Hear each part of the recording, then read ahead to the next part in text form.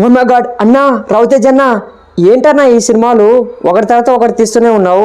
అవునండి, మన రవితేజ్ గారు భక్త మహాశైలకు విజ్ఞప్తి అనే కొత్త సినిమాతో మళ్ళా మన ముందుకు రాబోతున్నారు. ఇక ఆయన వాట్సాప్ ల్యాపులతో ఉన్న సంగతి అందరికి తెలిసిందే. రీసెంట్గా వచ్చిన మాస్ జాతర కూడా ఇక ఆడియన్స్ను ఆకట్టుకోలేకపోయింది. అయితే రవితేజ్ గారు ఇక సంక్రాంతి బరిలోకి దిగబోతున్నారు.